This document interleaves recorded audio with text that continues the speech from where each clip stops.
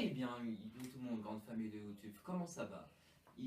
Ici Benjamin de Nintendo Gamer 68 pour vous présenter l'ouverture de ce JT Nintendo bi-hebdomadaire qui relatera toutes les nouveautés des 2 semaines sur la planète Nintendo. Ça va, Julien? Ça va bien, oui. Tu peux envoyer le générique, s'il te plaît? D'accord, j'envoie. Générique.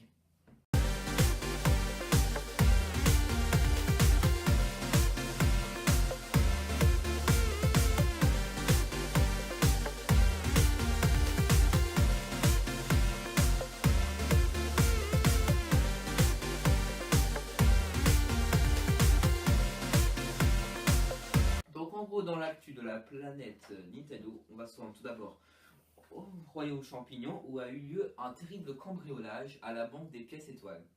Bowser, accompagné de son fils Bowser Jr., aurait lancé des bombes sur la partie arrière de la banque pour pénétrer dans le coffre-fort. Le caissier serait arrivé pour les voir commettre le délit, mais il n'aurait rien pu faire. Écoutons son témoignage.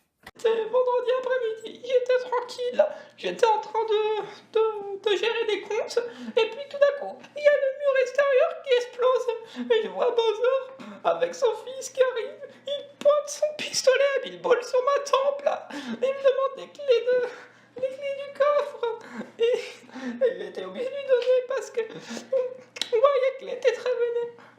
Lorsqu'on s'est entendu, il voulait acheter une arme suprême pour capturer Peach. Voilà, et après il est parti dans leur compas mobile. On les a plus revus. Mais j'étais choqué à vie.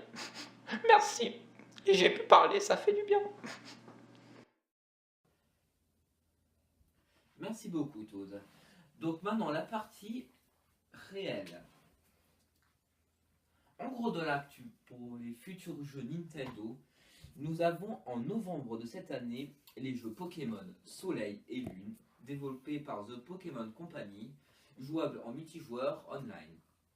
Mais malgré tout, plusieurs personnes, notamment les plus anciens, souhaiteraient l'arrêt de création de nouveaux Pokémon, parce qu'ils deviendraient de plus en plus farfelus. Notamment, nous avons relaté un Pokémon sac poubelle, un Pokémon aussi trousseau de clés, ça part de pire en pire en gros.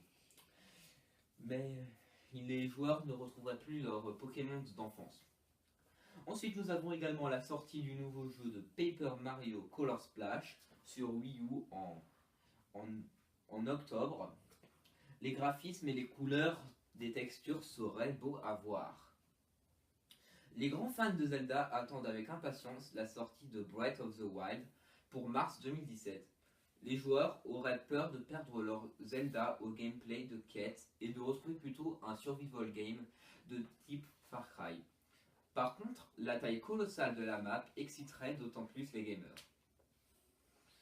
Depuis plusieurs mois, les développeurs de Nintendo parleraient de la nouvelle Nintendo appelée NX, qui serait la descendante de la Wii U.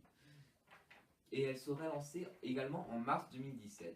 Elle aurait l'honneur d'accueillir des nouvelles versions de jeux telles que Twilight Princess, mais également de nouveaux comme le Just Cause 3 2016. On va tout de suite passer à la partie prévention avec Julien.